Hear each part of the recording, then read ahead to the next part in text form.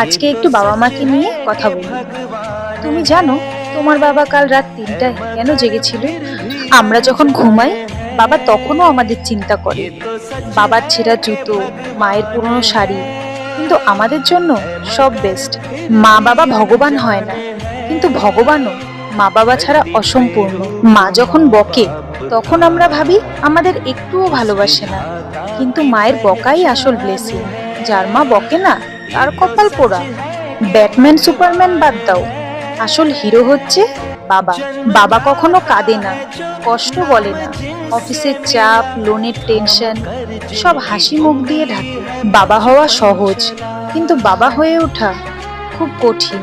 দিনে 24 ঘন্টা মায়ের কাজ করলে তুমি পাগল হয়ে যাবে।